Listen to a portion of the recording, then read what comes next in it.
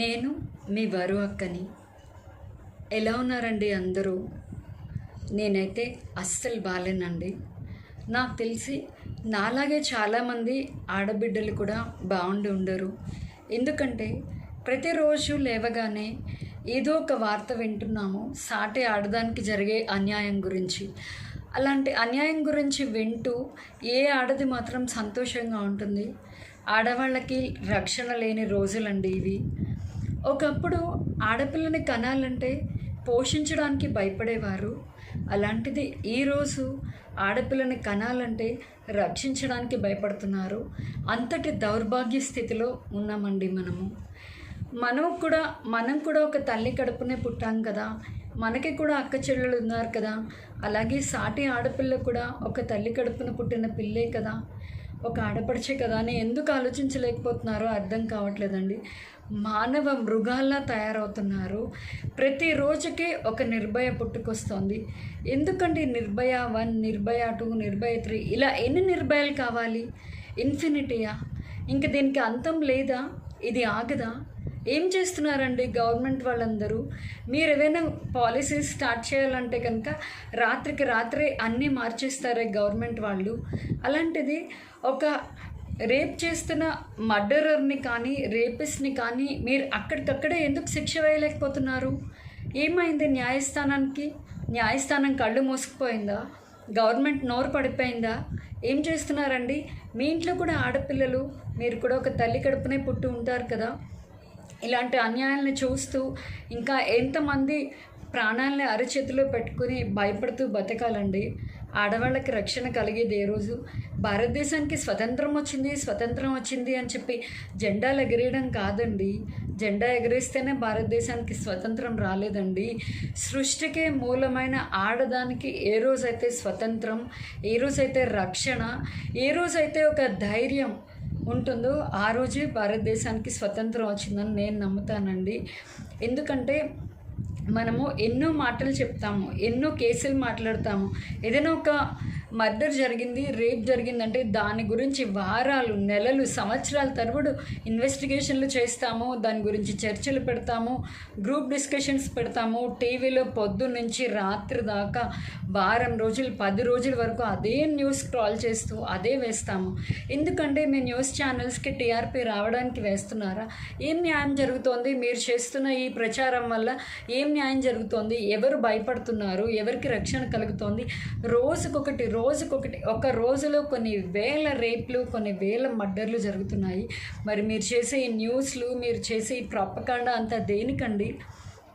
Candles వెలిగించడం కాదండి. ఎక్కడైనా అన్యాయం జరిగితే ఆ అన్యాయం చేసిన వాళ్ళని కాల్చేయడం మొదలుపెట్టండి. క్యాండిల్ని వెలిగించి కాల్చడం కాదండి. ఎవరైతే రేప్ చేస్తారో, ఎవరైతే మర్డర్ చేస్తారో వాళ్ళని అక్కడికక్కడే కాలిస్తే మళ్ళీ ఇంకొకడు ఆ పని చేయడానికి భయపడాలి.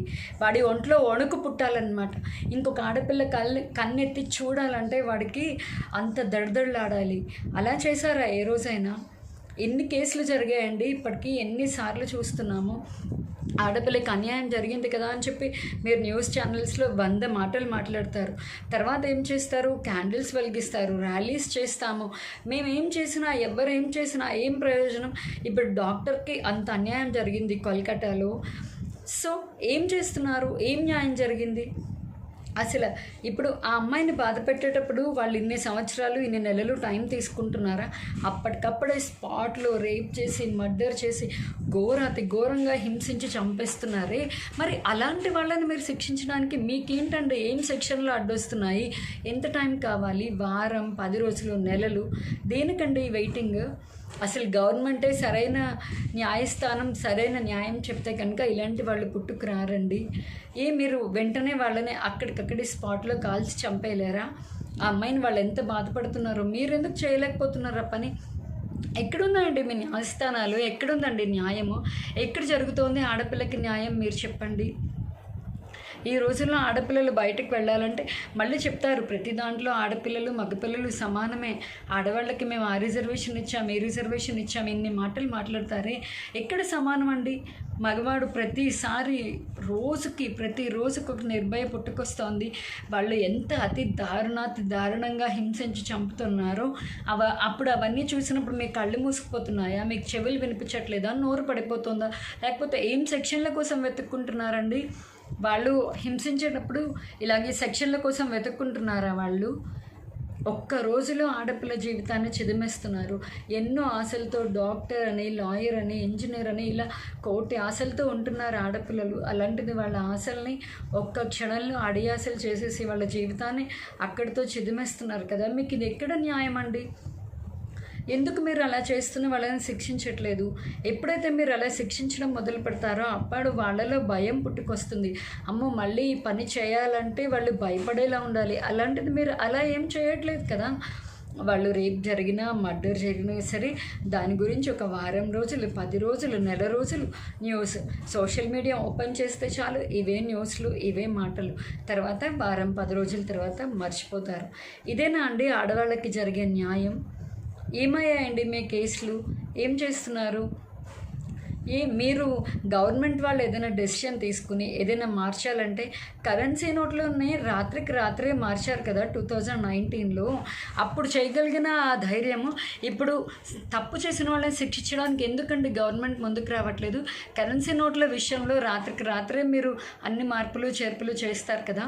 ఇలా శిక్ష వేసిన వాళ్ళని, ఇలా మీరు రేప్ చేసి మర్డర్ చేసిన వాళ్ళకి మీరు శిక్ష వేయడానికి ఎందుకు ఇన్ని రోజులు పడుతోంది? మీరు ఇన్ని రోజులు టైం తీసుకోవడం వల్లే ఇలాంటి వాళ్ళు రోజుకి 100 మంది పుట్టుకొస్తున్నారండి. ఆడదానికి రక్షణ అన్నది లేకుండా పోయింది. పొద్దున్న ఇంట్లోంచి బయటికి వెళ్ళిన ఆడపిల్ల సాయంత్రం ఇంటికి క్షేమంగా తిరిగి వస్తుందా లేదా అని ప్రతి తల్లి గుండెల్లో రైళ్లు పరిగెడుతున్నాయండి. ప్రతి తల్లి ఆవేదన మీకు అర్థమవుతోందా? మీ ఇంట్లో కూడా ఒక ఆడపిల్ల ఉంటుంది కదా, మీరు కూడా ఒక ఆడపిల్లకి పుట్టి ఉంటారు కదా. అలాంటిది మీరు ఎందుకంటే ఆడపిల్లకి న్యాయం చేయడానికి ఇంతసేపు ఇన్ని రోజులు ఆలోచిస్తున్నారు? ఇప్పటి వరకు రేప్ జరిగి మర్డర్ జరిగిన ఏ కేసుని మీరు వెంటనే డీల్ చేసి వాళ్ళకి శిక్ష వేసింది లేదు. ఎన్నో చూస్తూ వస్తున్నాం. రేప్ జరిగింది, మర్డర్ జరిగింది, మానభంగం జరిగింది, అతి దారుణంగా చంపేశారు అని. అదే అతి దారుణంగా చంపేసే ఆ మృగాలని మీరెందుకు అప్పటికప్పుడే అతి దారుణంగా శిక్షించి చంపట్లేదు? వాళ్ళకెందుకు శిక్ష వేయట్లేదు? ఏం అడ్డొస్తుంది మీకు వాళ్ళకి శిక్ష వేయడానికి? ఏం ఇన్ఫ్లుయెన్స్తో వాళ్ళు మిమ్మల్ని శిక్ష వేయకుండా ఆపుతున్నారు? ఇవన్నీ అందరికీ తెలిసిన జగమెరిగిన సత్యాలేనండి. తప్పు ఎవరు చేసినా న్యాయం అందరికీ సమానంగా ఉండాలి అని చెప్పే న్యాయస్థానం కళ్ళు మూసుకుపోయాయా? లేకపోతే గవర్నమెంట్ వాళ్ళు మీకు నచ్చినప్పుడు పాలసీలన్నీ మార్చేసి మీకు నచ్చినప్పుడు రాత్రికి రాత్రే డెసిషన్స్ మార్చుకునే గవర్నమెంట్ వాళ్ళందరికీ కళ్ళు పోయాయా? నోళ్ళు పడిపోయాయా? ఏం చేస్తున్నారండి మీరందరూ? నిజంగా ప్రతిరోజు ఈ న్యూస్ వింటుంటే కళ్ళల్లో నీళ్లు కాదండి రక్తం వస్తోంది. ఏంటి, తను కూడా ఒక ఆడపిల్లే కదా, ఎంత మనోవేదన అనుభవించింది పాపం. నిజంగా న్యూస్ వింటుంటే ఆడపిల్లలు, చిన్నపిల్లలు అసలు వయసుతో సంబంధం లేకుండా రేపులు మర్డర్లు చేస్తున్నారు. 3 ఏళ్ల పసికందులో ఏం చూశాడండి ఆ కామాంధుడు? చెప్పండి. 3 ఏళ్ల పసికందులో ఏం కనపడింది కామాంధుడికి? రేప్ చేసి మర్డర్ చేసి అతి దారుణంగా హింసించి చంపుతున్నారు. 60 ఏళ్ళు దాటిన వృద్ధులను కూడా వదలట్లేదు. వృద్ధురాల్ని ఏముంటుందండి, వయసు ఉడికిపోయి అనారోగ్యంతో బాధపడుతున్న వృద్ధురాళ్ళు నీకేం కనపడుతోంది? కామాంధుడి కళ్ళకి బైర్లు కమ్మాయా? లేకపోతే ఒళ్ళు కొవ్వెక్కి ఏదో ఒకటి చేస్తే న్యాయస్థానం మనల్ని ఏం చెయ్యలేదు కదా అనే ధైర్యం మీరే వాళ్ళకి ఇస్తున్నారా? గవర్నమెంటే వాళ్ళకి ఇలాంటి ధైర్యం ఇస్తుందా? మీరు చేసే తప్పులన్నీ చేసుకుంటూ పొండి, మేము ఒక వారం రోజులు, 10 రోజులు, నెల రోజులు మాట్లాడాక తర్వాత ఆ గాయాన్ని అక్కడితో మర్చిపోతారు. మళ్ళీ ఇంకొక నిర్భయ పుట్టుకు రావచ్చు. మళ్ళీ ఒక వారం 10 రోజులు న్యూస్ ఛానళ్ళకి అందరికీ టీఆర్పీలు అన్నీ ఇచ్చేసి మనుషుల్ని పిచ్చోళ్ళని చేసి మాట్లాడి తర్వాత మళ్ళీ మర్చిపోయి మళ్ళీ ఇంకో నిర్భయ. ఇంక నిర్భయలకి అంతమనేది లేదా అండి? ఎన్నాళ్ళు ఆడదానికి అన్యాయం జరుగుతుంటే చూస్తూ ఊరుకోవాలండి? ప్లీజ్ అండి, ఇప్పటికైనా కళ్ళు తెరవండి, నోరు విప్పండి, న్యాయానికి ధర్మానికి నిలబడండి.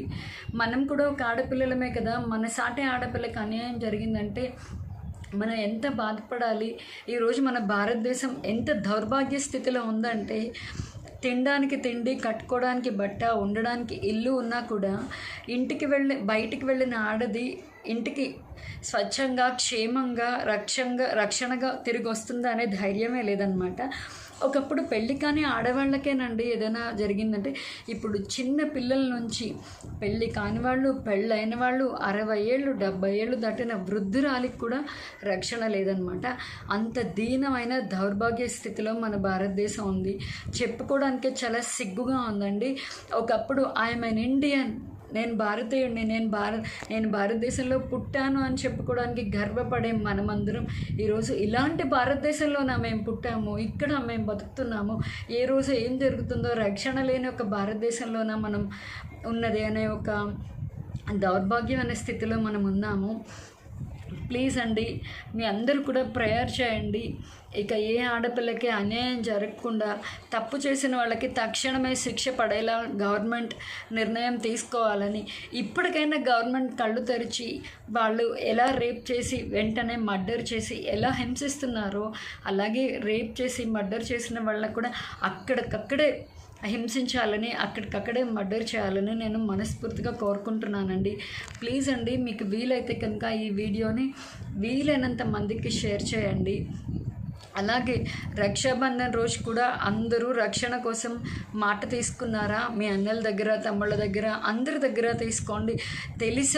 తెలిసి కానీ తెలియక కానీ ఏ ఆడపిల్లకి అన్యాయం చేయనని, ఎవరైనా అన్యాయం చేస్తున్నా కూడా నేను అడ్డుకుంటానని, అంత మంచి జరిగేలా చూస్తానని, ఆడవాళ్ళకి రక్షణ కలిగేలా చేస్తానని అందరూ మాట తీసుకోండి.